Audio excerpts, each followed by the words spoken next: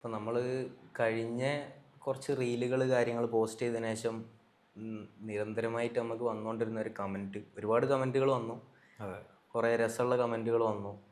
അപ്പോൾ അതിലൊരു പ്രധാനപ്പെട്ട ഒരു സാധനമായിരുന്നു നിങ്ങളെ ഫുൾ വീഡിയോ അല്ലെങ്കിൽ ഫുൾ ലെങ്ത് ആയിട്ടുള്ളൊരു പോഡ്കാസ്റ്റ് പോലെ അല്ലെങ്കിൽ ഒരു സംസാരം പോലത്തെ ഒരു പരിപാടി എപ്പോഴാണ് റിലീസ് ചെയ്യുന്നതെന്നുള്ളത്.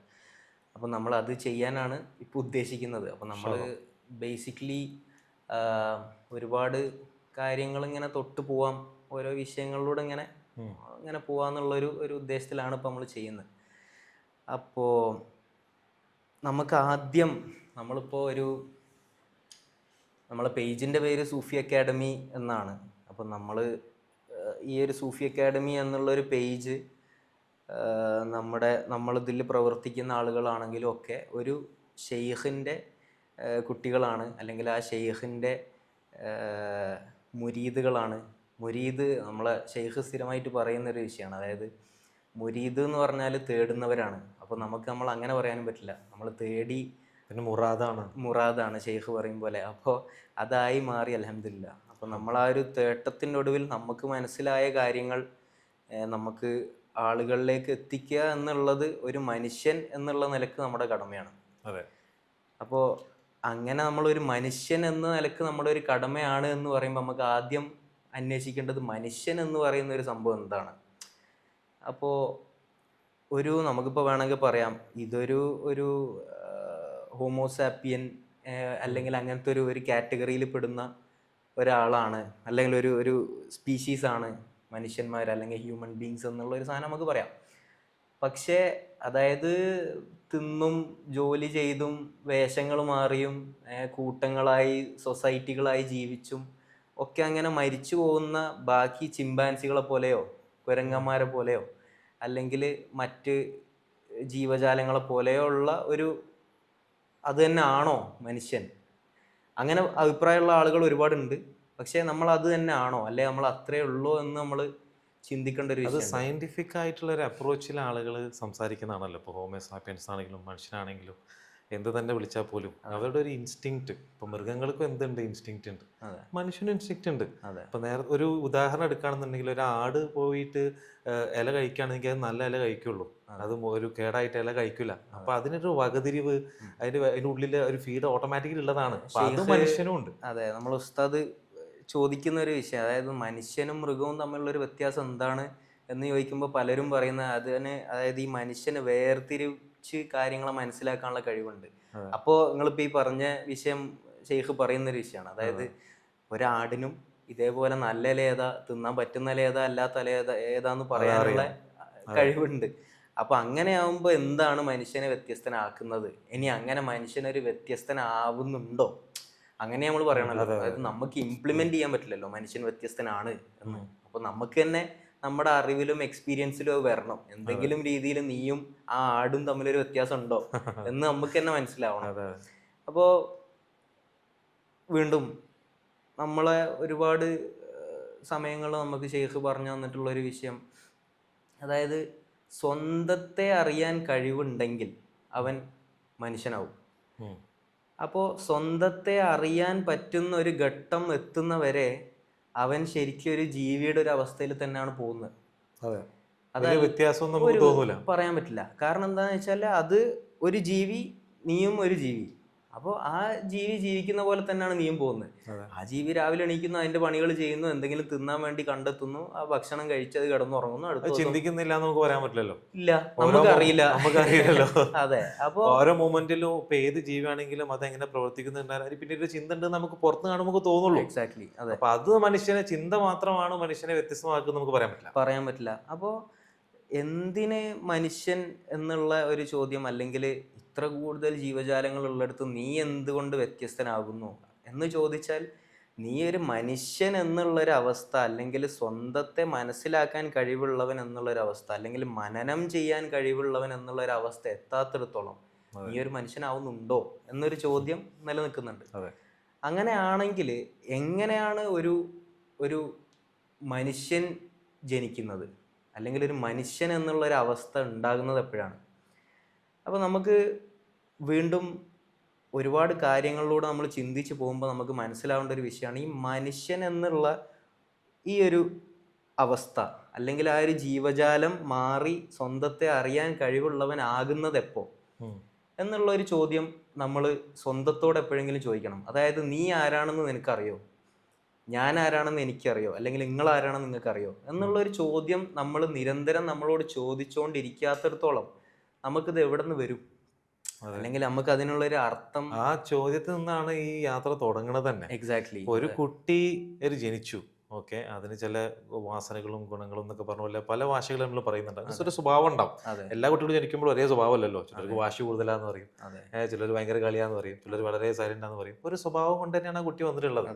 പിന്നീട് അവരെ മാതാപിതാക്കളും ഈ സമൂഹവും ഈ മെല്ലെ മെല്ലെ മെല്ലെ അവർക്ക് കിട്ടുന്ന ഫീഡ് അനുസരിച്ചിട്ട് അവര് ഷേപ്പ് ചെയ്ത് ഒരു പെർട്ടിക്കുലർ മോൾഡായിട്ട് മാറിക്കൊണ്ടിരിക്കുകയാണ്. അറ്റ് സം പോയിന്റ് അവരെന്താണ്, ഇതെന്താ ഈ വിഷയങ്ങളൊക്കെ, അല്ലെങ്കിൽ ഞാൻ ആരാണ്, അല്ലെങ്കിൽ എന്താണ് ഇപ്പൊ എന്നെ എന്താണ് വ്യത്യസ്തമാക്കുന്നത്, എന്താണ് ഈ ലോകം എന്നുള്ള ഓരോ ചിന്തകളൊക്കെ തുടങ്ങിയതിന് ശേഷം മാത്രമേ ശരിക്കും എന്താ ഉള്ളൂ, അവൻ തന്നെ മനുഷ്യൻ എന്നൊരു അവസ്ഥയെ കുറിച്ച് അറിയാൻ യാത്ര ചെയ്യുന്നതന്നെ ഉള്ളൂ.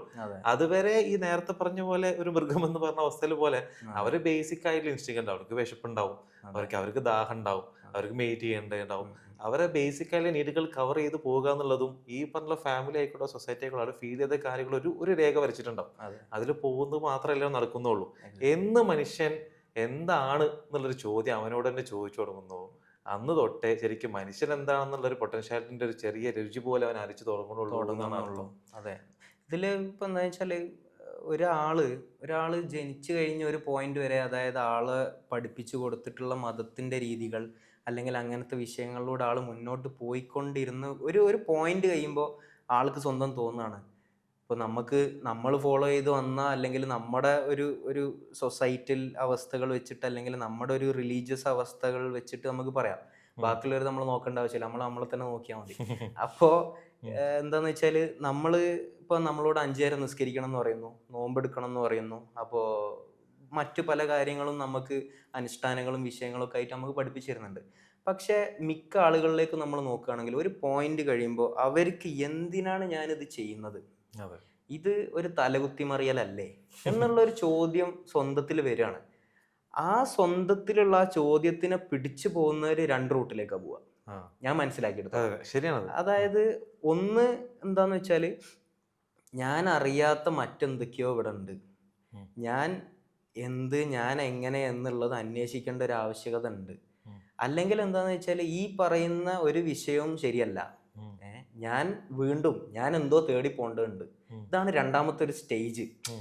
ഈ സ്റ്റേജിൽ നിന്ന് പിന്നെ നമ്മൾ മുന്നോട്ട് പോകുന്നത് നമ്മൾ കാണുന്നത് എന്താണെന്ന് വെച്ചാൽ, എന്തിന് ഞാൻ ഈ ഒരു കാര്യം നമ്മൾ ചെയ്യുന്നു, അല്ലെങ്കിൽ എന്തിന് ഞാൻ 5 നേരം നിസ്കരിക്കുന്നു, അല്ലെങ്കിൽ എന്തിന് ഞാൻ അമ്പലത്തിൽ പോകുന്നു, അല്ലെങ്കിൽ എന്തിന് ഞാൻ ചർച്ചിൽ പോകുന്നു എന്നുള്ളൊരു ചോദ്യങ്ങൾ നമ്മളെ സ്വന്തത്തിനുള്ളിലേക്ക് വരുമ്പോൾ മാത്രമേ ദൈവം എന്ന് പറയുന്ന ഒന്നുണ്ടോ എന്നുള്ളൊരു ചോദ്യം നമുക്ക് വരേണ്ട ആവശ്യമുള്ളൂ. അതുവരെ നമുക്ക് അതിൻ്റെ ആവശ്യമില്ല. ഇത് ശരിക്കും പറയുകയാണെങ്കിൽ ഇപ്പം കടുകട്ടി വിശ്വാസത്തിൽ ജനിച്ചു വളർന്ന ഒരു കുട്ടിയാണെങ്കിൽ പോലും അറ്റ് സം പോയിന്റ് അവർക്ക് ചോദ്യം വരുന്നുണ്ട്. പിന്നെ ചിലവരത് മാസ്ക് ചെയ്യപ്പെടുകയാണ്, അല്ലെങ്കിൽ വേറെ കുറെ കൺസ്ട്രെയിൻസ് ഉള്ളത് കൊണ്ട് പിന്നെ അതിന്റെ പിന്നിൽ പോവാതിരിക്കുന്നതാണ്. ഈ ചോദ്യം എല്ലാവർക്കും ഒരാൾക്ക് വരും അറ്റ് സം പോയിന്റ്, എന്താ ഇത് പരിപാടി, എന്തിനാ ഞാൻ അതൊക്കെ ചെയ്യണത്. പിന്നെ അത് ഭയം ഉണ്ടാക്കിയിട്ട് മാത്രമേ അതിനെ സപ്രസ് ചെയ്യാൻ പറ്റൂ.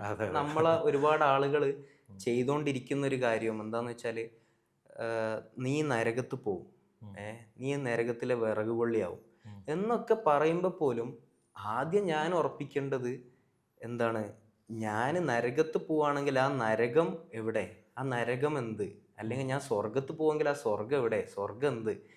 പിന്നെ നമ്മൾ ആഗ്രഹിക്കുന്ന ഒരു വിഷയം എന്ന് പറഞ്ഞാൽ, റാബി അൽ ബസ്രി റഹ്മത്തുള്ളാഹി അലൈഹി അവര് പറഞ്ഞ പോലെ എന്താന്ന് വെച്ചാൽ, ഞാൻ സ്വർഗത്തിനെ പറ്റി ആഗ്രഹിച്ചാൽ എന്നെ നരകത്തിലിടണം, അല്ലെങ്കിൽ ഞാൻ നരകത്തിൽ നിന്ന് മോചിതയാവണമെന്ന് ആഗ്രഹിച്ചാലും എന്നെ നരകത്തിലേക്ക് ഇടണം. അതായത് ഞാൻ അള്ളാഹുവിന്റെ തൃപ്തിയും അള്ളാഹുവിന്റെ ഹബീബുല്ലാന്റെ സ്നേഹവും മാത്രമേ ആഗ്രഹിക്കുന്നുള്ളൂ എന്നൊരവസ്ഥയാണ് അവർ ആഗ്രഹിച്ചത്.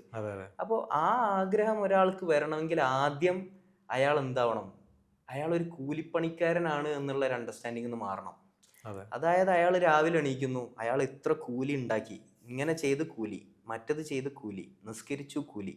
അപ്പോൾ അങ്ങനെ ഒരു വകുപ്പ് ഉണ്ടായിക്കോട്ടെ, അതുണ്ട്. ഇതിൽ രസം എന്താ വെച്ചാൽ, ഒരു മനുഷ്യന് ഇപ്പൊ പൊതുവെ ആളുകളെ തുടക്കത്തിൽ ഡ്രൈവ് ചെയ്യുന്നത് രണ്ട് കാര്യങ്ങളാണ്. ഉം. ഒന്ന് പ്ലഷർ, രണ്ടാമത് സെക്യൂരിറ്റി. ഉം. ഓക്കെ, ഈ സെക്യൂരിറ്റി ഇൻ ദ സെൻസ് ഇപ്പം നേരത്തെ പറഞ്ഞല്ലോ, ഇപ്പം ഇങ്ങനെ അല്ലെങ്കിൽ നരകത്തിൽ തീക്കൊള്ളിയാവും, അതെ. അല്ലെങ്കിൽ ഇങ്ങനെ അല്ലെങ്കിൽ അപ്പം മനുഷ്യൻ്റെ ഒരു സ്വഭാവമുണ്ട്, ഒരു മാസ് മെജോറിറ്റിയുടെ ഒരു ഇൻഫ്ലുവൻസ്. ഉം.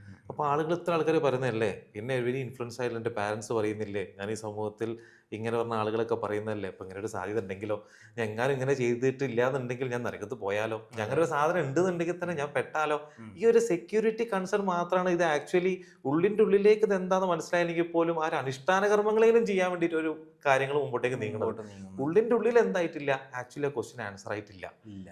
ഇങ്ങനെ ഒരു വിഷയം ചെയ്തുകൊണ്ട് കാര്യമുണ്ട്. നേരത്തെ പറഞ്ഞ പോലെ ഇനിയിപ്പോൾ ഈ സ്വർഗം നരകം ഇങ്ങനെ സാധനം ഉണ്ടോ, ഉം. ഈ പുസ്തകങ്ങളിൽ നമ്മൾ എഴുതി വായിച്ചു എന്നല്ലാതെ, അല്ലെങ്കിൽ നമ്മളെ ഏതെങ്കിലും ആളുകൾ നമ്മളെ പഠിപ്പിച്ചു എന്നല്ലാതെ ഉം. എന്താണ് നമുക്കൊരു ഉറപ്പ്? അതെ. ഈ ചോദ്യം ഉണ്ട്. അതെ. എവിടെ, അതായത് ദൈവം എന്ന് പറയുന്ന ഒരു വിഷയം നമ്മൾ മനസ്സിലാക്കുന്നതിന്റെ ഒരുപാട് അപ്പുറത്താണ് എന്ന് മനസ്സിലാവണമെങ്കിൽ അതെ. ഏറ്റവും ആദ്യം നീ നിന്നെ മനസ്സിലാക്കണം. അതെ അതെ അതെ കാരണം നമ്മളെ മനസ്സിലാക്കാത്തിടത്തോളം നമുക്ക് ദൈവം ഉണ്ടോ എന്നുള്ളത് വേറെ വിഷയം. അതെ. നമ്മൾ ആദ്യം ഏറ്റവും മിനിമം നിങ്ങളോട് ഏറ്റവും അടുത്ത് നിൽക്കുന്ന ആളാരാ? അത് നിങ്ങൾ തന്നെയല്ലേ? ഉം. അതായത് എന്നോട് ഏറ്റവും അടുത്ത് നിൽക്കുന്ന ആളെന്ന് പറയുന്നത് ഞാൻ നമ്മൾ തന്നെയാണല്ലോ. തന്നെയാണ്. അതെ. അപ്പോൾ ആ ഏറ്റവും അടുത്ത് നിൽക്കുന്ന എനിക്ക് പോലും ഞാൻ എന്താണെന്ന് തിരിച്ചറിയാൻ പറ്റുന്നില്ലെങ്കിൽ അതിൻ്റെ അവസ്ഥ എന്താ? അപ്പോൾ നമ്മളിപ്പോൾ സയൻറ്റിഫിക് ആയിട്ട് പറയുകയാണെങ്കിൽ എന്താണെന്ന് വെച്ചാൽ ഒരു എനർജി ഇല്ലാതെ ഒരു കാര്യത്തിന് വർക്ക് ചെയ്യാൻ പറ്റില്ല. അപ്പോൾ ഒരു മനുഷ്യൻ എന്ന് പറയുന്ന ഒരു സംഭവത്തിൽ എനർജി ഉണ്ട് എന്നുള്ള എല്ലാവർക്കും അറിയാം. ഉം. ഏകദേശം എല്ലാവരും അഗ്രി ചെയ്യുന്ന അതെ, വിഷയം. അതുപോലെ അഗ്രി ചെയ്യാത്തവരും ഉണ്ട് കേട്ടോ. കുഴപ്പമില്ല. പക്ഷെ അങ്ങനെ നമുക്ക് ഈ ഒരു ഭാഷ പിടിക്കാം. അതെ. അപ്പോൾ ഈ ഒരു എനർജി ഇപ്പോൾ ഫോർ എക്സാമ്പിൾ ഒരു RC കാർ അല്ലെങ്കിൽ ഒരു റിമോട്ട് കൺട്രോൾ കാർ അല്ലെങ്കിൽ വേറെ എന്തെങ്കിലും ഒരു വിഷയം, ഇതൊക്കെ എന്താന്ന് വെച്ചാൽ ഇത് ജീവനില്ലാത്തൊരു വസ്തുവാണ്. ഉം. ഈ ജീവനില്ലാത്ത വസ്തുവിലേക്ക് ഒരു ബാറ്ററി സെല്ല് നമ്മൾ ഇട്ട് കൊടുക്കുമ്പോൾ ആ ബാറ്ററി സെല്ലിന്റെ എനർജിയിലാണല്ലോ ഇത് വർക്ക് ചെയ്യുന്നത്. അതെ. അത് തീരുമ്പോൾ അത് ചാവുന്നുണ്ട്. ഉം. അതേപോലെ മനുഷ്യൻ ഒരു സമയത്ത് ജനിക്കുന്നുണ്ട്, അവൻ്റെ ഉള്ളിൽ നിന്ന് ഈ എനർജി പോകുമ്പോൾ അത് ചാവുന്നുണ്ട്. ഉം. അപ്പോൾ ഈ ഒരു വിഷയം സംഭവിക്കുമ്പോൾ, ഈ മരണം എന്നുള്ളൊരു വിഷയം സംഭവിക്കുമ്പോൾ ആ എനർജി അങ്ങോട്ട് പോകുമ്പോൾ, അപ്പോൾ ശരിക്കും നിങ്ങളെന്ന് പറയുന്ന വിഷയം മണ്ണിൽ അലിഞ്ഞ് ചേർന്ന് പോകുന്ന ആ ഒരു ഡിവൈസ് ആണോ, അല്ലെങ്കിൽ ആ വെസലാണോ, അല്ലെങ്കിൽ നിങ്ങളുടെ ആ എനർജി ആണോ? ഉം. അതായത് നിങ്ങൾക്കിപ്പോൾ അമർ എന്നുള്ള പേര് നിങ്ങളുടെ ഫാദർ അല്ലെ മദർ, ഉപ്പ അല്ലെ ഉമ്മ നിങ്ങൾക്ക് തന്നിട്ടുള്ളൊരു പേര്, അല്ലെങ്കിൽ ആരെങ്കിലും കുടുംബത്തിലെ ഒരാൾ തന്നിട്ടുള്ളൊരു പേരായിരിക്കും. ഉം. പക്ഷേ നിങ്ങൾ എവിടെ നിന്ന് വന്നു? അത് നിങ്ങളുടെ ഉള്ളിൽ ഇപ്പോൾ ഈ വർക്ക് ചെയ്യുന്ന വിഷയം അത് എവിടെ നിന്ന് വന്നു? എൻ്റെ ഉള്ളിൽ വർക്ക് ചെയ്യുന്ന വിഷയം എവിടെ നിന്ന് വന്നു? ഇതെന്താണ്? ഇതിൻ്റെ ഉള്ളിൽ പ്രവർത്തിക്കുന്ന ആളെ പേര് നമുക്കറിയോ? അല്ലെങ്കിൽ ഇതെന്താന്ന് നമുക്കറിയോ? അപ്പം എന്താ വെച്ചാൽ നമ്മുടെ നഫ്സിനെ പറ്റി അറിഞ്ഞ, എൻ്റെ അഭിപ്രായത്തിൽ നമ്മൾക്ക് നമ്മളെ റൂഹിനെ പറ്റി അറിയാൻ പറ്റും.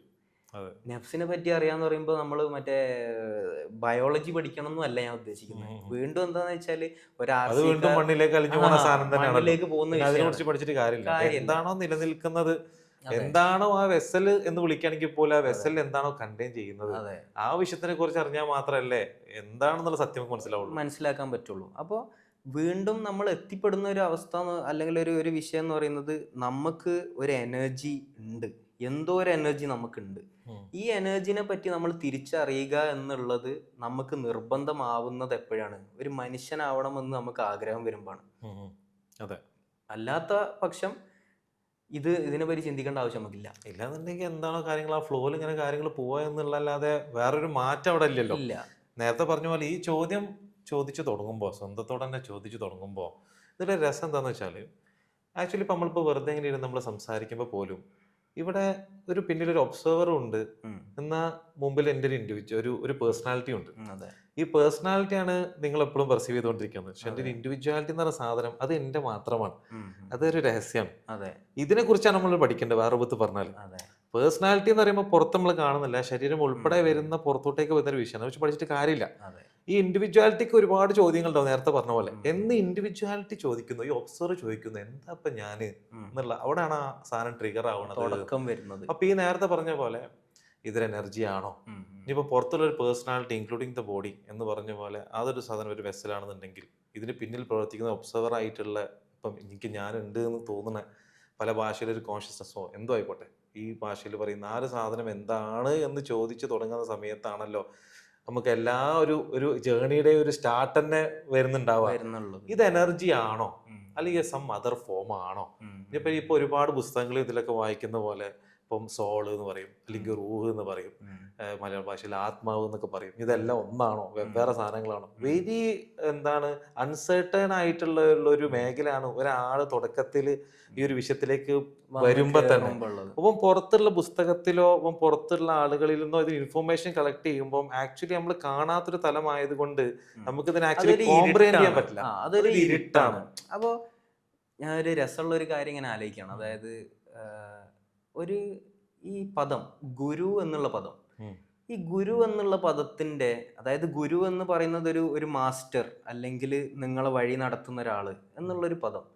ഇതിന്റെ അർത്ഥം ഗുരു എന്ന് പറയുന്നത്, ഗു എന്ന് പറയുന്നത് ഇരുട്ടാണ്, രു എന്ന് പറയുന്നത് നീക്കം ചെയ്യുന്നവൻ. അപ്പൊ നിങ്ങളുടെ ഇപ്പൊ നേരത്തെ അമർ ഭായി പറഞ്ഞ പോലെ ആ ഒരു ഇരുട്ടിനെ നീക്കം ചെയ്യുന്ന ആൾ എന്നാണ് ഈ ഗുരു എന്നുള്ളതിന്റെ ഒരു ആവശ്യം. ഏറ്റവും വലിയ ഞാൻ പരിചയപ്പെട്ടതിൽ, ഞാൻ അറിഞ്ഞതിൽ, ഞാൻ മനസ്സിലാക്കിയ ഏറ്റവും വലിയ ഗുരു മുഹമ്മദ് റസൂലുള്ളാഹി സ്വല്ലല്ലാഹു അലൈഹി വസല്ലം ആണ്.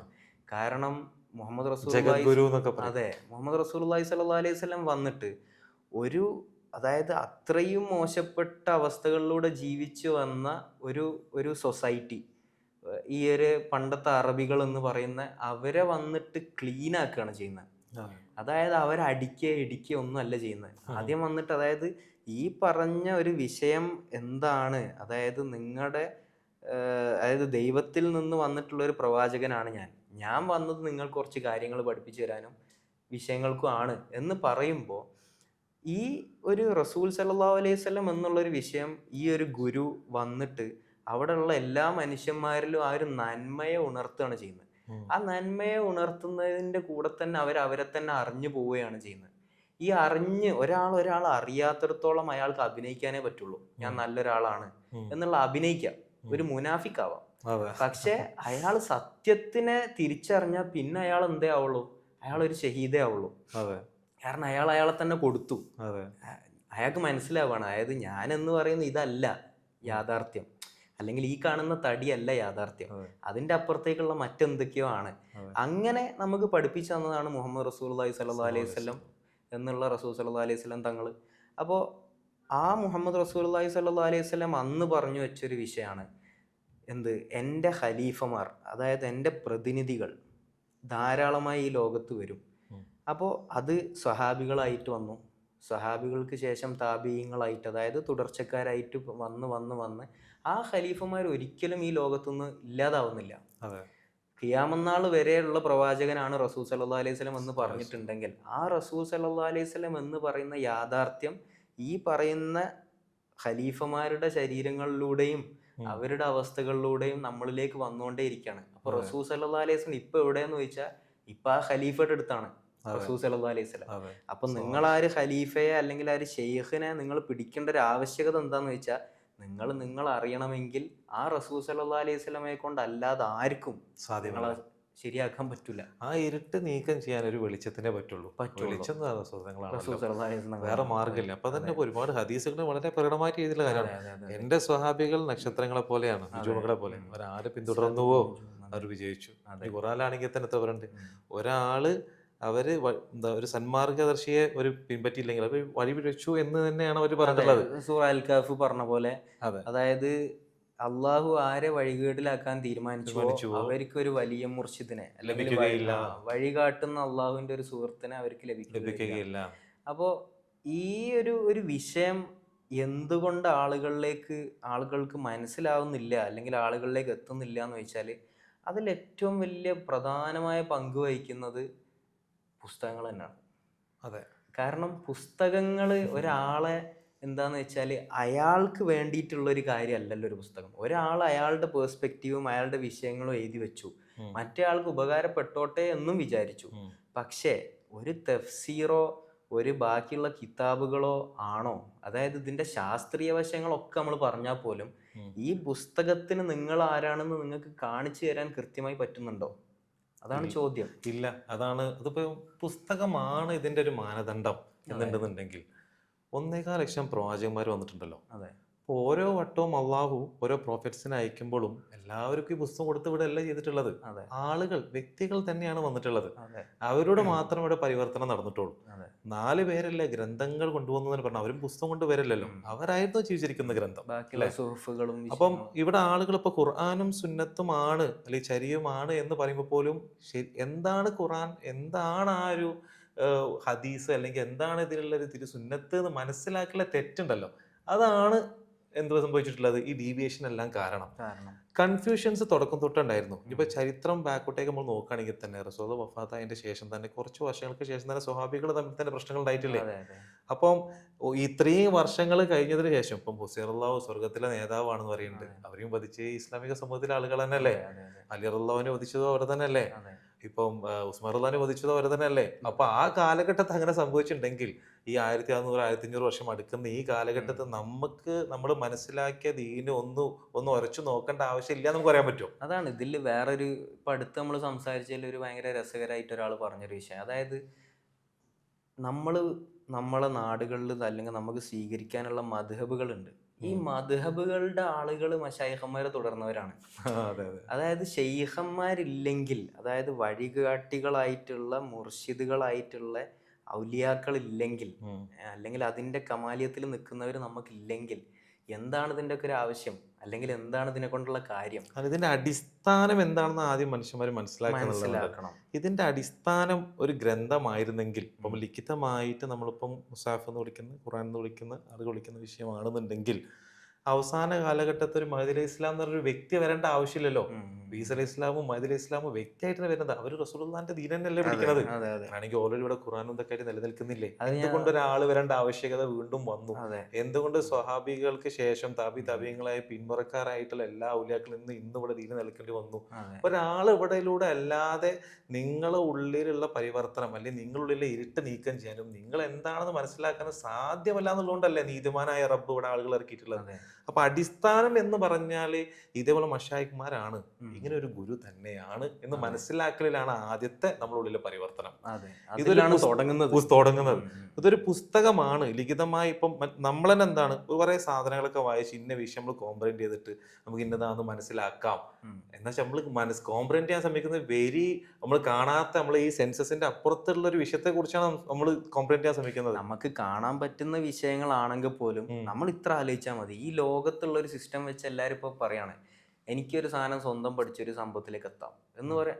അങ്ങനെയാണ് നിങ്ങൾ സ്വന്തം ഒരു പുസ്തകം നോക്കി പഠിച്ചു കഴിഞ്ഞാൽ നിങ്ങൾ ആരെങ്കിലും എഞ്ചിനീയർ ആണെന്നുള്ള അംഗീകരിക്കോ, അല്ല ഡോക്ടർ ആണെന്നുള്ള അംഗീകരിക്കോ? നിങ്ങൾക്ക് ഒരു പുസ്തകം വായിച്ചു പഠിച്ച് ഡോക്ടർ ആവാൻ പറ്റുമോ? നിങ്ങൾക്ക് ചിലപ്പോൾ അങ്ങനെ ഇങ്ങനെ അതിൻ്റെ ഇങ്ങനെയൊക്കെ ചെയ്തേക്കാം, ചെയ്യാൻ പറ്റിയേക്കാം. നിങ്ങൾക്ക് നിങ്ങളെ അനുഭവത്തിൽ ഒരു വിഷയത്തിനെ കിട്ടി അതിനെ അനുഭവത്തിൽ പഠിപ്പിച്ച് തന്ന് എന്നിട്ട് അതിനുള്ള ഒരു അക്രഡിഷൻ കൂടി തരലാണല്ലോ നിങ്ങളൊരു കാര്യത്തിൽ അതിൻ്റെ ഒരു വൃത്തിയിലെത്തിക്കുക എന്നുള്ളത്. അപ്പോൾ ഒരു LKG പഠിക്കുന്ന ഒരു കുട്ടി, ഫോർ എക്സാമ്പിൾ LKG പഠിക്കുന്ന ഒരു കുട്ടിക്ക് അക്ഷരങ്ങൾ ആദ്യം പഠിപ്പിച്ചു കൊടുക്കുമ്പോൾ ഇവൻ ഇതിനോടൊരു വെറുപ്പുണ്ടാവാം. കാരണം ഞാനിത് എന്തിനു പഠിക്കണം, ഞാൻ നല്ല സമാധാനത്തിൽ കളിച്ചു നടക്കുന്ന ഒരാളല്ലേ. അങ്ങനെ അവന്റെ മാതാപിതാക്കൾ നിർബന്ധിച്ച് ഒരു ഗുരുവിൻ്റെ അടുത്ത് അല്ലെങ്കിൽ ഒരു അധ്യാപകന്റെ അടുത്ത്, അധ്യാപികയുടെ അടുത്ത് കൊണ്ടുപോയി ചേർക്കുമ്പോൾ ആ കുട്ടിക്ക് അതറിയില്ല എന്തിന് ഞാനിത് സ്വീകരിക്കണം എന്ന്. പക്ഷേ ഈ അക്ഷരങ്ങളും വിഷയങ്ങളും പഠിച്ച് അവന് LKG നിൽക്കുമ്പോൾ അവന് തോന്നുന്നത് എന്തിനാ, ഈ UKG എന്തിനാ, UKG എത്തുമ്പോൾ അവന് തോന്നുന്നു 1ാം ക്ലാസ് എന്തിനാ. അങ്ങനെ അവൻ പോയി ഒരു +2 എത്തും. +2 എത്തുമ്പോഴത്തേക്ക് അവന് മനസ്സിലാവും അന്ന് അവൻ LKG പഠിച്ചുകൊണ്ടാണ് അവൻ +2 എത്തിയെന്ന്. അങ്ങനെ ഒരു പുസ്തകം പഠിപ്പിക്കാൻ പുസ്തകം മാത്രം പോരാ, ആ പുസ്തകം പഠിപ്പിക്കാനുള്ള ആളില്ലെങ്കിൽ പുസ്തകത്തിന് അവിടെ എന്തില്ല, ഒരു പ്രസക്തിയും ഇല്ല. അപ്പോൾ അങ്ങനെ നമുക്ക് പഠിപ്പിച്ച് തന്ന് നമ്മളെ വളർത്തി കൊണ്ടുപോയി. അപ്പോൾ എന്താ വെച്ചാൽ എപ്പോഴും മനുഷ്യന് നിൽക്കുന്ന അവസ്ഥയിൽ അവന് തോന്നും അവനെല്ലാം ആയി, അവനെല്ലാം കിട്ടി. അതായത് ഞാനിപ്പോൾ നിൽക്കുന്ന +2 അവസ്ഥയിൽ ഇപ്പം നമ്മൾ ആലോചിച്ച് നോക്കുകയാണെങ്കിൽ നമുക്ക് +2 എന്ത് അഹങ്കാരമായിരുന്നു. അതായത് നമ്മളെയും കാട്ടി വലുതായിട്ട് ആരുമില്ല, അതായത് നമ്മളാണ് ഏറ്റവും ടോപ്പ് കിങ് ആണ് എന്നുള്ളൊരു അവസ്ഥയിലാണ് നമ്മൾ പോകുന്നത്. പക്ഷെ നമ്മൾ കുറച്ചങ്ങോട്ട് കഴിയുമ്പോൾ നമുക്ക് ഇത് ഒരുപാട് സമയം, ഒരു 10-28 വയസ്സാകുമ്പോൾ നമുക്ക് വരുന്നൊരവസ്ഥ ഉണ്ട്. അതായത് ഈ കുട്ടികളെ +2 കുട്ടികളെ നമ്മൾ കാണുമ്പോൾ എന്താ വെച്ചാൽ നമുക്ക് ഇങ്ങനെ ഉള്ളിൽ തോന്നണം നമ്മൾ ഇങ്ങനെയൊക്കെ അല്ല നടന്നേ. നമ്മൾ ഓരോ ചീത്ത പറയാൻ പോകുമ്പോൾ നമ്മളെ ഉള്ളിൽ ആലോചിക്കണം. അതായത് നമ്മളും ഇങ്ങനെ നമ്മളാ ടോപ്പ് എന്നും പറഞ്ഞ് നടന്നല്ലേ. അപ്പൊ മനുഷ്യന്റെ അവസ്ഥ ഇതാണ്. അതെ. അവൻ എവിടെ നിൽക്കുന്നോ അവന് തോന്നുകയാണ് അതിന്റെ മുകളിലേക്ക് ഒന്നും ഇല്ലാന്ന്. അതെ. അതുകൊണ്ട് എന്താവും, അവൻ മുകളിലുള്ളതിനൊക്കെ എതിർക്കും. അതെ. ഇപ്പോ രസമുള്ളൊരു വിഷയം എന്ന് വെച്ചാൽ നമ്മളെ നാട്ടില് അല്ലെങ്കിൽ പൊതുവെ ഒരു ഇസ്ലാമിക് സെഗ്മെന്റിൽ മൊത്തത്തിലുള്ള ഒരു പ്രശ്നമാണ് ഈ ദറസ് കൊണ്ട് ചേർക്കും, ഉം. ഒരു മൊയിലാരായി വളരട്ടെ എന്നുള്ള നല്ലൊരു ഉദ്ദേശം. മാതാപിതാക്കളെ നെയ്യത്തൊക്കെ നല്ല നല്ലതായിരിക്കും. നെയ്യത്താണ്. അപ്പോൾ ഇങ്ങനെ ഒരു കുട്ടി അവിടെ പോയി ചേർന്ന് അവൻ കിതാബുകൾ പഠിച്ചു കഴിഞ്ഞ് പിന്നെ അവന് സംഭവിക്കുന്ന ഒരു അവസ്ഥ എന്താ പറഞ്ഞാൽ, ഞാൻ ഈ കിതാബൊക്കെ പഠിച്ചു, ഇനി ഇന്ന ആളുകൾ ആദരിക്കട്ടെ, ഞാനിവിടുത്തെ ഏറ്റവും ടോപ്പല്ലേ എന്നുള്ളൊരു അവസ്ഥ അവനിൽ വരുമല്ലോ. അങ്ങനെ വരും എന്നുള്ളൊരവസ്ഥ എന്താണെന്ന് വെച്ചാൽ അബൂ ഹാമിദ് അൽ ഗസാലി റളിയല്ലാഹു പറയുന്നൊരു വിഷയം. അതായത് ഉപ്പാപ്പ അവിടുത്തെ വലിയ ഇമാമൊക്കെ ആയിരുന്നല്ലോ. അവിടുത്തെ വലിയ, അതായത് ഏറ്റവും വലിയ ആളായിട്ട് നിന്നൊരു സമയം. എനിക്ക് തോന്നുന്നു നിസാമിയ യൂണിവേഴ്സിറ്റിയോ അങ്ങനെ എന്തോ ഒരു പേര് എനിക്ക് ഓർമ്മയില്ല. അപ്പോൾ അങ്ങനെ നിൽക്കുന്ന സമയത്താണ് ഒരു ഷെയ്ഖ് വേണമെന്നുള്ള ഒരു കാര്യം പാപ്പക്ക് മനസ്സിലാവുന്നത്. അപ്പൊ ഈ പറഞ്ഞ കിതാബുകളൊക്കെ വലിച്ചെറിഞ്ഞിട്ട് പിന്നെ ആ ഷെയ്ഖിന് വേണ്ടിയുള്ള നടത്താണ്. അപ്പോൾ അങ്ങനെ ഒരാൾക്ക് ഇങ്ങനൊരു ബോധം വന്നിട്ടുണ്ടെങ്കിൽ നമ്മളെ കുട്ടികൾക്കും അത് വരണ്ടേ, നമുക്കും അത് വരണ്ടേ. അപ്പോൾ പണ്ഡിതന്മാരെന്ന് പറയുന്നത് അള്ളാഹു നമുക്ക് തന്നിട്ടുള്ള ഒരു വലിയൊരു അനുഗ്രഹം തന്നെയാണ്. പക്ഷേ ഈ പണ്ഡിതന്മാർക്ക് ശരിയായ റൂട്ട് കാണിക്കാനുള്ള ഷെയ്ഖ് ഇല്ലെങ്കിലോ അവിടെ പ്രശ്നമായി. അവർ കിതാബും വെച്ചല്ലേ പോവാ. അപ്പൊ അവരെന്താന്ന് വെച്ചാൽ നമ്മളെ ഉസ്താദന്മാരുണ്ട്, നമുക്ക് നിങ്ങളെ ഉസ്താദന്മാർക്ക് നിങ്ങളെ ഉറപ്പിച്ച് നിങ്ങൾക്ക് പറയാൻ പറ്റും നിങ്ങളെ ഉസ്താദന്മാർ നാളെ മാശറേ നിങ്ങളെ കൈ പിടിച്ച് നിങ്ങളെ കൊണ്ടുപോകുന്നുള്ളത്. ഷെയ്ഖ് ഇല്ലാതെ ഇനിയിപ്പോ ഇവരുടെ ഉസ്താദന്മാർക്കും ഷെയ്ഖ് ഇല്ലെങ്കിൽ ഓരോ ആരാ നോക്കുക, ഈ കുട്ടികളാരാ നോക്കുക. അപ്പൊ എന്താന്ന് വെച്ചാല് ഈ പണ്ഡിതന്മാരെന്ന് പറയുന്ന ഒരവസ്ഥ, ആ പണ്ഡിതന്മാരിൽ റസൂൽ സല്ലല്ലാഹു അലൈഹി വസല്ലം ഇല്ലെങ്കിൽ ആ പണ്ഡിതന്മാരെന്താണ്, ഒന്നിനും ഒരു ഉപകാരപ്പെടാത്ത ആളുകൾ മാത്രമായി മാറും. ഇനി നമുക്ക് കൃത്യമായിട്ട് ചോദിക്കേണ്ട വേറൊരു ചോദ്യമാണ്, നമ്മളെ നാടുകളിൽ, നമ്മൾ ബാക്കി അങ്ങോട്ടൊക്കെ നോക്കണ്ട, നമ്മളെ നാടുകളിൽ ഇപ്പോൾ സംഭവിക്കുന്ന എന്താണ്, പല സംഘടനകൾ വരുന്നു. ഈ സംഘടനകൾ ഓരോ വലിയ വലിയ മറ്റേ പൊളിറ്റിക്കൽ പാർട്ടികളെ പോലെ ആവുന്നു. അതിന് സപ്പോർട്ട് ചെയ്യാൻ കുറച്ച് ഫാൻ ബോയ്സ് ഉണ്ടാവുന്നു. അത് മിക്കവാറും മൊയ്ലിയാന്മാരൊക്കെ ഉണ്ടാവും. അപ്പോൾ ഈ മൊയ്ലിയാന്മാരും ഈ ഫാൻ ബോയ്സും കൊണ്ട് നടക്കുന്ന ഈ ഒരു വിഷയം, ഇവർക്കൊക്കെ ഷെയ്ഖ് ഇല്ലെങ്കിൽ നിങ്ങൾ എങ്ങനെ ഒരു മുസ്ലിം ആണെന്ന് നമുക്ക് പറയാൻ പറ്റും, എങ്ങനെ ഒരു മുഅ്മിനാണെന്ന് നമുക്ക് പറയാൻ പറ്റും. അപ്പോൾ നമ്മളെന്താണെന്ന് വെച്ചാൽ ഇത്രയും ബഹുമാനപ്പെട്ട നമ്മുടെ ഈ ഒരു പണ്ഡിതന്മാരോടും അവരോടും നമ്മൾ ചോദിക്കേണ്ട ഒരു ചോദ്യമാണ്. അതായത് നമ്മൾ അത്രയും ഹൃദയത്തോട് ചേർത്ത് വെക്കുന്ന പണ്ഡിതന്മാരോട് നമ്മൾ ചോദിക്കേണ്ട ഒരു ചോദ്യമാണ്, നിങ്ങൾക്ക് ഒരു ഷെയ്ഖ് ഉണ്ടോ, നിങ്ങൾക്ക് ലാ ഇലാഹ ഇല്ലല്ലാഹ് മുഹമ്മദ് റസൂലുള്ളാഹ് എന്നുള്ള ആ ഒരു വിഷയത്തിൻ്റെ സാക്ഷ്യത്വം ഒരു ഷെയ്ഖിലൂടെ കിട്ടിയിട്ടുണ്ടോ? ഇത് അള്ളാഹു പറഞ്ഞിട്ടുള്ള നിർബന്ധമല്ലേ? നിങ്ങളതിനിപ്പോൾ വേണ്ടാന്ന് പറഞ്ഞാലും അള്ളാഹു പറഞ്ഞതല്ലേ. രസമുള്ളൊരു സാധനം എന്താ വെച്ചാൽ, ഈ മുഹമ്മദ് റസൂലുള്ളാഹി സ്വല്ലല്ലാഹു അലൈഹി വസല്ലം നിങ്ങൾക്ക് ഉണ്ടോയെന്ന് ചോദിക്കുമ്പോൾ, അല്ലെങ്കിൽ ഈ ലാ ഇലാഹ ഇല്ലല്ലാഹ് മുഹമ്മദ് റസൂലുള്ളാഹി സ്വല്ലല്ലാഹു അലൈഹി വസല്ലം എന്നുള്ള, അല്ലെ ലാ ഇലാഹ ഇല്ലല്ലാഹ് മുഹമ്മദ് റസൂലുള്ളാഹ് എന്നുള്ള വിഷയം അത് നിങ്ങൾക്ക് ഉണ്ടോ എന്ന് ചോദിക്കുമ്പോൾ നമ്മൾ രസമുള്ള വേറെ സാധനം വെച്ചാൽ, മരിക്കുമ്പോൾ നിങ്ങൾക്ക് ലാ ഇലാഹ ഇല്ലല്ലാഹ് എന്ന് പറഞ്ഞ് മരിക്കണ്ടേ എന്നാണ് ചോദിക്കുക മിക്ക പ്രസംഗത്തിലും. അപ്പൊ ഈ മുഹമ്മദ് റസൂലുള്ളാഹ് വേണ്ടേ? ഇത് ഈ കലിമയുടെ അർത്ഥം വെക്കണം. ഇപ്പം ഷഹാദത്ത് കലിമ പറയുന്നത് അശ്ഹദു അല്ലാ ഇലാഹ ഇല്ലല്ലാഹു വഅശ്ഹദു മുഹമ്മദൻ റസൂലുള്ളാഹ് എന്നുള്ളത്. അശ്ഹദു എന്ന് പറഞ്ഞ വാക്ക് ഇനിയിപ്പോൾ ഈ വാക്കർത്ഥം എടുക്കുന്ന ആളുകളാണെങ്കിൽ പോലും, ഇപ്പൊ പൊതുവെ ട്രാൻസ്ലേഷൻ ആണല്ലോ ഇപ്പൊ മൊത്തത്തിലുള്ളൊരു സംഘടനയുടെ സെറ്റപ്പ്. അപ്പോൾ ഞാൻ അശ്ഹദു എന്ന് എടുക്കുകയാണെങ്കിൽ അതിന്റെ അർത്ഥം എന്താ? ഐ ബെയർ വിറ്റ്നസ്, ഞാൻ സാക്ഷ്യം വഹിക്കുന്നതാണ് പറഞ്ഞത്. സാക്ഷ്യം വഹിച്ചിട്ടില്ല എന്നുണ്ടെങ്കിൽ, വിറ്റ്നസ് ആയില്ല എന്നുണ്ടെങ്കിൽ ഓരോ വട്ടം അത് പറയുമ്പോഴും യാഥാർത്ഥ്യത്തിൽ ഒരു നുണയായി മാറാണ്. അതെ, അതായത് ലാ ഇലാഹ ഇല്ലല്ലാഹ് എന്ന് നിങ്ങൾ അതിന്റെ എല്ലാ വൃത്തിയോടും കൂടെ പറഞ്ഞിട്ടില്ലെങ്കിൽ നിങ്ങൾക്ക് നരകം തന്നെയാണുള്ളത്. ഈ മറ്റേ ഫവൈലുൻ ലിൽ മുസല്ലീൻ എന്നൊക്കെ പറഞ്ഞ നിസ്കരിക്കുന്നവർക്കാണ് വൈലെന്ന നരകം എന്ന് പറഞ്ഞ പോലെ. അപ്പൊ എന്താന്ന് വെച്ചാല് അത് എന്ത് നിസ്കാരം എന്നുള്ള വേറെ വിഷയം. അപ്പോൾ നമുക്ക് എന്താന്ന് വെച്ചാൽ ഈ പറയുന്ന ഒരു വിഷയങ്ങൾ നമ്മൾ പറയുന്നത്, നമ്മൾ ഒരുപാട് സംഘടനകളും ഒരുപാട് വിഷയങ്ങളെയും മുമ്പിൽ ആളുകൾ പോയിട്ട് ഇതാണ് ഇസ്ലാം എന്നുള്ള ഒരു കാഴ്ചപ്പാടിലേക്ക് വരുമ്പോൾ അവർക്ക് യഥാർത്ഥ ദീൻ നഷ്ടപ്പെടുകയാണ്. അപ്പോൾ ആളുകൾ നോക്കിക്കാണേണ്ട ഒരു വിഷയം എന്ന് വെച്ചാൽ, ഇപ്പം നമ്മൾ ഫേമസ് ആയിട്ടുള്ള ഒരുപാട് ഇസ്ലാമിനെ തെറി വിളിക്കുന്ന കുറേ ആളുകളുണ്ട്, ഞാൻ അവരുടെ പേരെടുത്ത് പറയുന്നില്ല. പക്ഷെ ഇവര് നേരിടുന്നതും അതുപോലത്തെ കാര്യങ്ങൾ ചെയ്യുന്നത് ഈ പറഞ്ഞ മൊയ്ലിയാന്മാരോടാ. ഈ മൊയ്ലിയാന്മാരടുത്ത് എന്താ വേണ്ട ഇയാളോട് സംസാരിക്കണമെങ്കിൽ? അപ്പൊ എന്താ വെച്ചാൽ അങ്ങനെ ഇങ്ങനെയും വളരെ മോശമായിട്ട് ഈ പറയുന്ന ഒരു നെഗറ്റിവിറ്റീനെ കൂടുതലായിട്ട് ആളുകളിലേക്ക് തള്ളിവിടുന്ന ഒരുപാട് വലിയ വലിയ ആളുകളുണ്ട്. അതായത് വലിയ വലിയ ആളുകളെന്ന് സ്വയം നടിക്കുന്ന കുറച്ച് ആളുകളുണ്ട്. അപ്പൊ ഈ ആളുകൾക്കും സത്യത്തെ തിരിച്ചറിഞ്ഞാൽ ഇവിടെ ആരും നന്നാവാത്തവരില്ല. നമ്മൾ ഓരെ എതിർക്കുന്നതിനും പകരം നമ്മൾ എന്താ ചെയ്യേണ്ടത്, ഓർക്ക് പോയിട്ട് ഈ പറഞ്ഞ സത്യത്തെ എത്തിച്ചു കൊടുക്കുക എന്നുള്ള. ഓരോട് പോയിട്ട് നിങ്ങൾ 5 നേരം നിസ്കരിക്കണം. എന്തിനാ ഇപ്പം ഞാൻ നിസ്കരിക്കണ്ടത്? നിങ്ങൾ നോമ്പ് വെക്കണം. എന്തിനാ ഞാൻ നോമ്പ് വെക്കണ്ടത്? കാരണം അള്ളാഹു പറഞ്ഞിട്ടുണ്ട്. അതിന് അള്ളാഹു ഉണ്ടോ എന്ന് എനിക്കറിയോ? അള്ളാഹു ഉണ്ട് എന്ന് എന്ത് ഉറപ്പാ നിങ്ങൾക്കുള്ളത് എന്ന് വരും ഇങ്ങോട്ട് ചോദിക്കുമ്പോൾ നമ്മൾ എന്താ ചെയ്യാ? അപ്പൊ 4 ചോദ്യം ചോദിച്ചാൽ പൊളിഞ്ഞു പോണ ഒരു സെറ്റപ്പ് ആയിരിക്കും പൊതുവേ നമ്മുടെ നാട്ടിലുള്ളത്. മെജോറിറ്റി എന്താണോ ഫോളോ ചെയ്യുന്നത്, മനുഷ്യന്റെ സ്വഭാവമാണ്, മെജോറിറ്റി എന്താണോ ഫോളോ ചെയ്യുന്നത് അതാണ് ഇവിടെ നിലനിൽക്കുന്നത് എന്നാണ് ആളുകൾ വിശ്വസിക്കുന്നത്. അത് ഏത് കാലത്തും ഒരേപോലെയാണ്. നമ്മൾ ചരിത്രം ബാക്കോട്ടും മുമ്പോട്ടും എങ്ങോട്ടും നോക്കുകയാണെങ്കിൽ പോലും ആക്ച്വലി സിറ്റുവേഷൻ എപ്പോഴും സെയിം ആണ്. റസൂൽ എന്ന സമയത്തും വ്യത്യസ്തമായ ഒരു അവസ്ഥയിൽ നിൽക്കുന്നതാണ് ആളുകൾ. അവരോട് ഇതേപോലെ പറഞ്ഞതും ഇതന്നെയല്ലേ, ഇങ്ങനെയല്ല വിഷയം, ഇങ്ങനെ ഒരു വിഷയമുണ്ട്, നിങ്ങളത് സ്വീകരിക്കുക. അത് തന്നെയാണ് ഇപ്പം ഇവിടെ വരുന്ന ഔലിയാക്കളാണെങ്കിലും പറഞ്ഞുകൊണ്ടിരിക്കുന്നത്.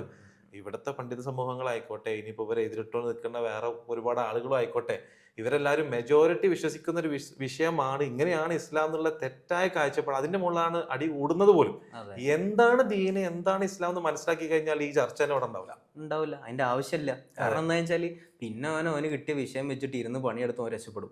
കാരണം ഈ അടി കൂടുന്ന ഈ 2 പാർട്ടികളായിക്കോട്ടെ, ഇവരെല്ലാതിന്റെ വാക്കാർത്ഥല്ലേ. ഇത് മനസ്സിലാക്കേണ്ടത് എന്താന്ന് വെച്ചാല് ഫലിറുള്ളാഹു പറയാണ്, ഇപ്പോൾ ഫാത്തിഹന്റെ അർത്ഥം എനിക്കറിയുന്നത് ഒരു പുസ്തകത്തിൽ എഴുതാണെങ്കിൽ 14 ഒട്ടകത്തിന് ചുമക്കാനുള്ള എത്ര അറിവ് എനിക്ക് അറിയാന്നാണ് പറയണത്. 14 ഒട്ടകത്തിന് എത്ര ആയത്തുകളുണ്ട് ഈ മുസാഫിൽ ഖുർആൻ ഷെരീഫിൽ.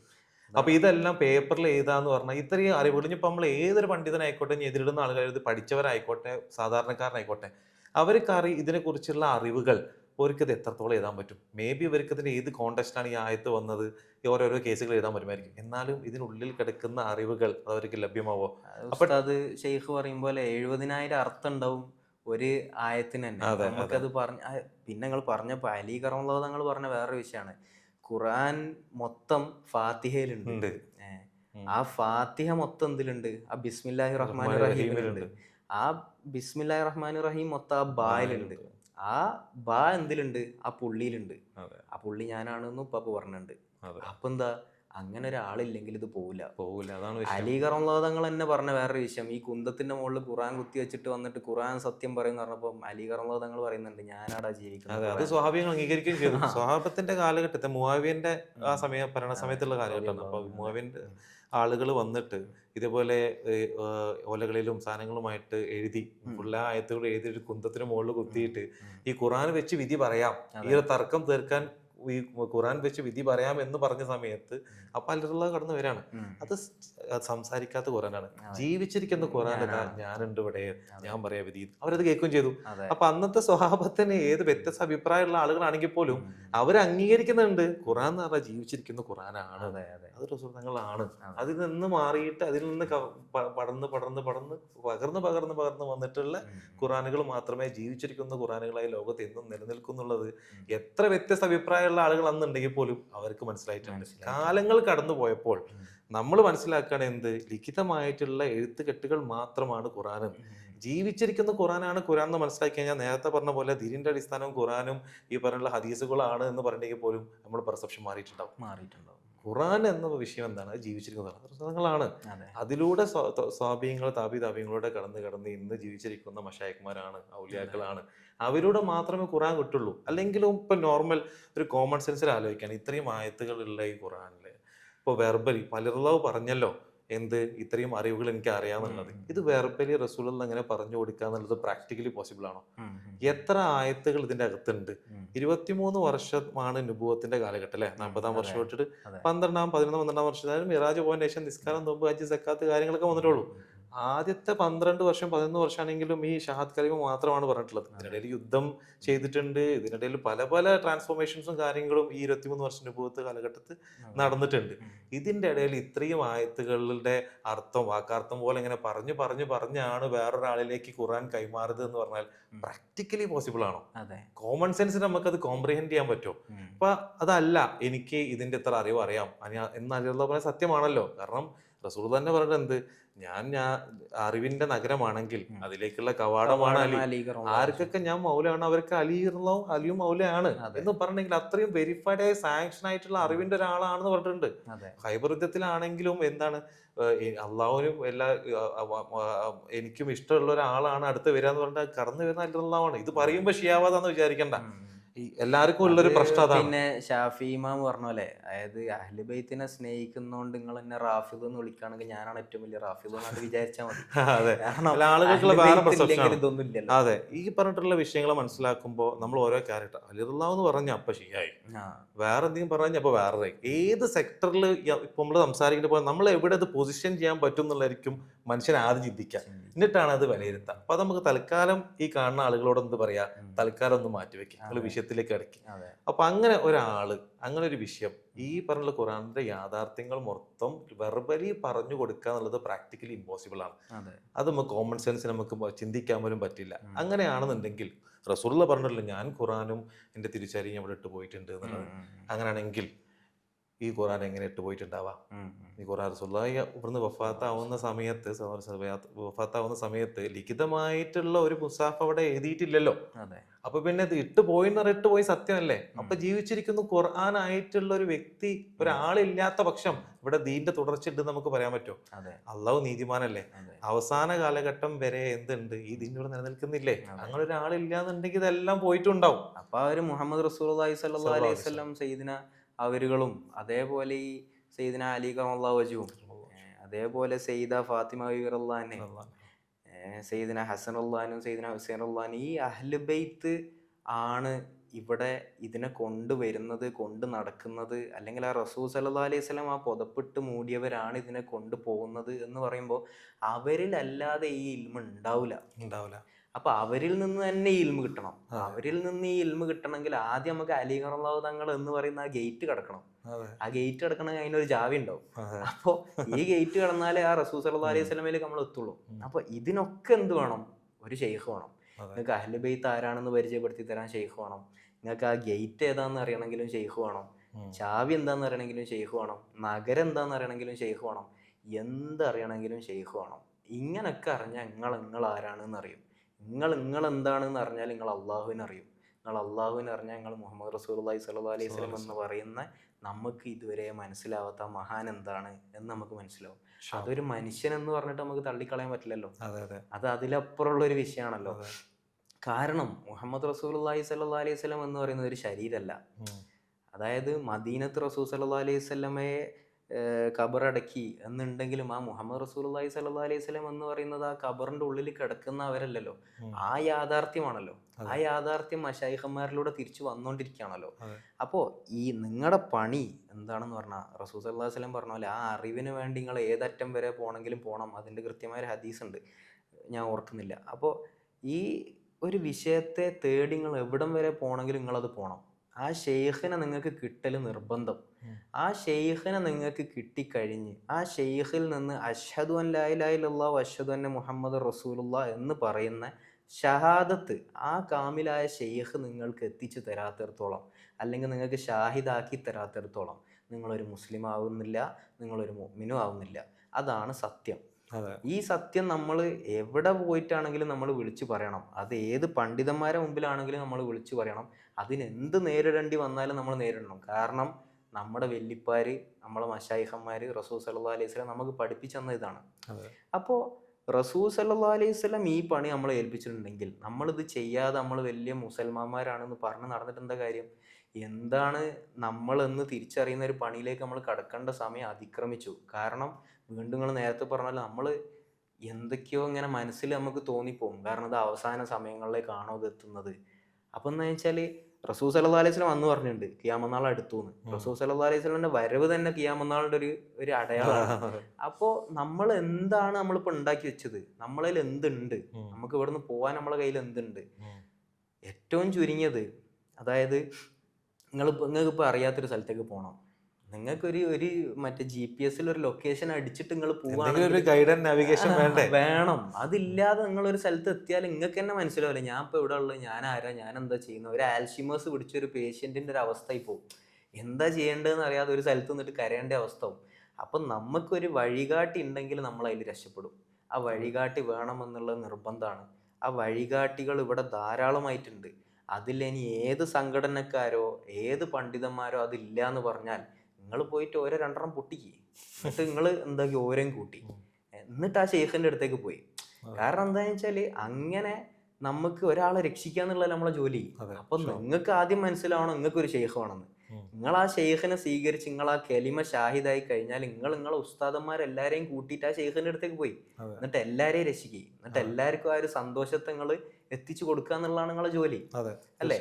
അപ്പോ ഇങ്ങനെയാണെങ്കിൽ ആ ഷെയ്ഖ് അല്ലെങ്കിൽ ആ ഒരു മശായിഖന്മാർ എന്ന് പറയുന്ന വിഷയം ഇത് ഏതോ അറേബ്യൻ നാടുകളിലാണ് അല്ലെങ്കിൽ വേറെ ഏതെങ്കിലും സ്ഥലങ്ങളിലാണ്, അങ്ങനെ വിചാരിക്കുന്നത് എന്താ? നിങ്ങൾക്ക് ഏറ്റവും അടുത്തുള്ളിടത്ത് തന്നെ നിങ്ങളെ ഷെയ്ഖ് ഉണ്ടാവും. നിങ്ങൾ ഒരു പ്രാവശ്യം നിങ്ങൾ ആ ഷെയ്ഖിനെ ആഗ്രഹിച്ചാൽ, നിങ്ങൾ അതിനെ തേടിയാൽ എന്താവുന്നുണ്ടാവും? അള്ളാഹു പറഞ്ഞു, അതായത് നിങ്ങൾ എന്നിലേക്ക് നടന്നെടുക്കാൻ ശ്രമിച്ചാൽ ഞാൻ ഓടിയെടുക്കും. അതേപോലെ നിങ്ങൾ ആ ഷെയ്ഖിനെ ആഗ്രഹിച്ചാൽ നിങ്ങളുടെ അടുത്തേക്ക് ആ ഷെയ്ഖ് ഓടിയെത്തും. അപ്പോൾ നമ്മൾ ഇതിനെ ഒരു പറഞ്ഞെത്തിക്കാൻ ഉദ്ദേശിക്കുന്ന ഒരു ഏരിയ എന്ന് പറയുന്നത്, നമ്മൾ ഇൻഷാ അല്ലാഹ് ഈ സംസാരങ്ങൾ ഇനിയും തുടരും. പക്ഷെ നമ്മൾ ഇന്നത്തെ ഈ ഒരു സംസാരത്തിൽ പറഞ്ഞെത്തിക്കാൻ ശ്രമിക്കുന്ന ഒരു ഏരിയ എന്ന് പറയുന്നത്, ഒരു മനുഷ്യന് സ്വന്തത്തെ അറിയണമെങ്കിൽ ഒരു ഗുരു വേണം. ഈ ഗുരു എന്താവണം? ലാ ഇലാഹ ഇല്ലല്ലാഹ് മുഹമ്മദ് റസൂലുള്ളാഹ് എന്ന് പറയുന്ന വിഷയത്തിനെ സാക്ഷ്യപ്പെടുത്തി തരാൻ പറ്റുന്ന ആളാവണം. എന്തിന് ഞാൻ മനുഷ്യൻ എന്താണ് ഞാൻ എന്താണെന്ന് അറിയാൻ വേണ്ടി ഇതിനെ സാക്ഷിയാവുന്നു എന്ന് ചോദിച്ചാൽ, അതാണ് നിങ്ങളിലുള്ളത് അല്ല നിങ്ങൾ മനസ്സിലാക്കേണ്ടത് എന്നുള്ളതാണ് അതിൻ്റെ ഒരു ആവശ്യം അല്ലെങ്കിൽ ഒരു വിഷയം. അപ്പോൾ ഈ ഒരു കാര്യത്തിന് വേണ്ടി നിങ്ങൾ പരിശ്രമിക്കുക. നിങ്ങൾ ആ ഒരു സത്യത്തിന് വേണ്ടിയിട്ട് മുന്നോട്ട് നിൽക്കുക എന്നുള്ളത്, അത് നിങ്ങൾ പണ്ഡിതന്മാരെ നോക്കേണ്ട ആവശ്യമില്ല, നിങ്ങളെ ഉമ്മ വാപ്പമാരെ നോക്കേണ്ട ആവശ്യമില്ല. ഓരൊക്കെ നമുക്ക് ശരിയാക്കണം, ഓരൊക്കെ നമുക്ക് സത്യത്തിലേക്ക് കൊണ്ടുവരണം, ഓരിലേക്കൊക്കെ നമുക്ക് ആ സന്തോഷവും ആ ഒരു സമാധാനവും നമ്മൾ എത്തിക്കണം. ഇസ്ലാം എന്ന് പറഞ്ഞാൽ സമാധാനമാണല്ലോ. ആ സമാധാനം തന്നെ വരുന്നത് എന്താ? സ്വന്തത്തിനോടുള്ള ഒരു നീതി പുലർത്തുമ്പോഴാണ് ഒരാൾ സമാധാനത്തിലെത്തുന്നത്. ആ ഒരു സമാധാനമാണല്ലോ ഒരു നിലക്ക് നമുക്ക് ഇസ്ലാമായിട്ട് പറയാം. സ്വന്തത്തിനോടൊരു ട്രൂസിലെത്തുമ്പോൾ അല്ലെങ്കിൽ ഒരു സമാധാനത്തിലെത്തുമ്പോൾ കിട്ടുന്നൊരു സമാധാനം. അപ്പോൾ അങ്ങനെയാണെങ്കിൽ എന്താ വെച്ചാൽ, ആദ്യം ഞാൻ എന്താന്ന് പറഞ്ഞാൽ എനിക്കൊരു സമാധാനം കിട്ടണം. അതിന് നിങ്ങൾക്ക് നിർബന്ധമായിട്ട് ഒരു ഷെയ്ഖ് വേണം. അങ്ങനെയാണ് നമ്മളെ പണ്ഡിതന്മാരും മഹാന്മാരും മുമ്പുള്ളവരൊക്കെ പോയത്. അതുകൊണ്ട് നിങ്ങൾക്ക് ഇപ്പോൾ വേറെ ഡിസ്കൗണ്ട് ഒന്നുമില്ല, അല്ലെങ്കിൽ അതിന് മാറിക്കാനൊരു അവസരമില്ല, ആർക്കുമില്ല. അതായത് സകല മനുഷ്യനെന്ന് സ്വന്തം കരുതുന്നവരും ഇതിലേക്ക് വരിക, മനസ്സിലാക്കുകയും ചെയ്യണം. പിന്നെ ഇതിലെന്തല്ല, നിസ്കാരം, നോമ്പ്, ഹജ്ജ് വിഷയങ്ങളൊക്കെ, ഇതിൻ്റെ ഒക്കെ ഏറ്റവും മുന്നേ ലാ ഇലാഹ ഇല്ലല്ലാഹ് മുഹമ്മദ് റസൂലുള്ളാഹ് എന്നുള്ള വിഷയത്തെ നിങ്ങൾക്ക് കിട്ടണം. നിങ്ങൾ നേരത്തെ പറഞ്ഞ പോലെ ആദ്യം പറഞ്ഞ ഇതാണ് ഏറ്റവും നിർബന്ധമുള്ള വിഷയം. ഇതാണ് ഖദീജ ബീവി റളിയല്ലാഹു അൻഹ ഉമ്മച്ചി ഇവിടുന്ന് വഫാത്തായി പോകുന്ന സമയത്ത് അന്ന് നിസ്കാരങ്ങളോ മിറാജുകളോ നടന്നിട്ടില്ലല്ലോ. സ്വർഗത്തിലെ ഉന്നത വനിത എന്ന് പറഞ്ഞിട്ടുണ്ട്. സ്വർഗം വാഗ്ദാനം ചെയ്ത ആളുകളിൽ ഉണ്ട് താരം. അതെ. അപ്പൊ എന്ത് അമലാണ് അവര് ചെയ്തത്? ആ ആദ്യത്തെ 11-12 വർഷങ്ങൾ റസൂലുള്ളാഹി സ്വല്ലല്ലാഹു അലൈഹി വസല്ലം തങ്ങൾ കൊണ്ടുവന്ന ഈ വിഷയം മാത്രമാണ്. ഷഹാദത്ത് കലിമയുടെ സാക്ഷിത്വമാണ്. ഇത്രയും 23 വർഷത്തെ നുബുവത്തിന്റെ കാലത്ത് half of the time invest ചെയ്തത് മാത്രമാണെന്നുണ്ടെങ്കിൽ ഇത് വെറും വിശ്വസിക്കേണ്ട ഒരു വിഷയമാണ് എന്ന് ഹാഫ് ഓഫ് ദ ടൈം അത് മാത്രം പറഞ്ഞു. അതിനുശേഷം അത് മാത്രം പറഞ്ഞു. പക്ഷെ അതിന്റെ ഒപ്പം കുറച്ചും കൂടെ ഗിഫ്റ്റുകൾ, അതായത് അള്ളാഹു മിറാജിന് കൊടുത്തത് സമ്മാനങ്ങളാണ്, വിഷയത്തെ അല്ല. ആ വിഷയം റസൂൽ സല്ലല്ലാഹു അലൈഹി വസല്ലമയിലൂടെ വന്നു. പിന്നുള്ളതൊക്കെ സമ്മാനങ്ങളാ, നിങ്ങൾക്കുള്ള ബോണസുകളാ. അപ്പൊ എന്താന്ന് വെച്ചാല്, ഈ പറയുന്ന വിഷയം ഇല്ലാത്തടത്ത് ഒരു മൂമിന് മാത്രമേ എന്തുള്ളൂ? നിസ്കാരം നിർബന്ധമുള്ളൂ, ഒരു നോമ്പ് നിർബന്ധമുള്ളൂ. അപ്പൊ ആദ്യം നിങ്ങൾ മൂമിനായി. അല്ലാണ്ട് നിങ്ങൾ ഈ നിസ്കരിച്ചിട്ട് ഇതൊക്കെ എങ്ങോട്ടാ പോകുന്നത്? ഇബാദത്ത് എന്ന് പറഞ്ഞാൽ അള്ളാഹുവിനെ അറിയലാണല്ലോ. പറഞ്ഞു എന്താണ് ഇബാദത്ത് വെച്ചാൽ, ഇബാദത്ത് അള്ളാഹുവിനെ അറിയലാണ്. അള്ളാഹുവിനെ അറിയാന്നുള്ള അറിഞ്ഞവരിലൂടെ അല്ലാതെ നമുക്ക് അറിയാൻ സാധ്യമല്ല. എന്ന് പറയുന്ന ഒരു വിഷയം കറക്റ്റ്. ഇതല്ലാതെ സാധ്യമല്ല. ഇതാണ് ദീൻ. അതാണ് ഖുർആനിൽ പറയുന്ന ഒരു വിഷയം. അപ്പൊ നമുക്ക് അറിയണം. അപ്പോൾ ഈ ഒരു അറിവ് എന്നുള്ളൊരു വിഷയമാണ് ഈ ദീനിന്റെ പ്രാധാന്യം, ഏറ്റവും നിർബന്ധമായിട്ട് നടക്കേണ്ടത്. അങ്ങനെ ഒരു അറിവിലേക്ക് നമുക്ക് എത്തണേ നമുക്കൊരു ഷെയ്ഖ് വേണം. ആ ഷെയ്ഖ് വേണം എന്നുള്ളതിൻ്റെ ഒരു പ്രാധാന്യം നിങ്ങൾ ഈ പറയുമ്പോൾ നിങ്ങൾ മുസ്ലിമീങ്ങളാണ്, നിങ്ങൾ മുഅ്മിനീങ്ങളാണ് എന്ന് നിങ്ങൾ സ്വയം കരുതുകയാണ്. നിങ്ങൾ ഈ ലാ ഇലാഹ ഇല്ലല്ലാഹ് മുഹമ്മദ് റസൂലുള്ളാഹിനെ സാക്ഷ്യം വഹിച്ചിട്ടില്ലെങ്കിൽ അത് നിങ്ങളെ വെറും ഒരു കരുതൽ മാത്രമാണ്. അങ്ങനെയൊന്നും സംഭവിച്ചിട്ടില്ല. അപ്പം നിങ്ങൾ ആ ഒരു ദീനിലേക്ക് തിരിച്ചു വരിക, ദീനിനെ നിങ്ങൾ ഓർക്കുക, നിങ്ങൾ അള്ളാഹുമായിട്ട് ചെയ്തിട്ടുള്ള ഒരു കരാർ, ആ കരാർ നിങ്ങൾ പുതുക്കുക എന്നുള്ളത് ഇവിടെ നിർബന്ധമായിട്ട് നടക്കേണ്ട ഒരു കാര്യമാണ്. ഏറ്റവും ഉന്നതമായ മശായിഖന്മാരുടെ ഷെയ്ഖായ ഗൗസുൽ ആലം ഖദ്ദസുല്ലാഹു അസീസ്, അബ്ദുൽ ഖാദിർ ജീലാനി റഹ്മത്തുള്ളാഹി അലൈഹി അവർ ആണെങ്കിലും അതിനുശേഷം വന്ന മശായിഖന്മാരൊക്കെ ആണെങ്കിലും സുൽത്താനുൽ ആരിഫീൻ, അതായത് ഈ വിവരങ്ങളുടെ ഒക്കെ, അതായത് ഒരു ആരിഫിൻ്റെ സുൽത്താനായിട്ടുള്ള സയ്യിദ്ന അഹ്മദുൽ കബീർ റളിയല്ലാഹു അവരാണെങ്കിലും റിഫായി റളിയല്ലാഹു അവർ പറഞ്ഞിട്ടുള്ള ഒരു വിഷയങ്ങളാണെങ്കിലും ഒക്കെ ഇത് തന്നെയാണ്. ഇത് മാത്രമാണ് ഇവർ പറഞ്ഞത്.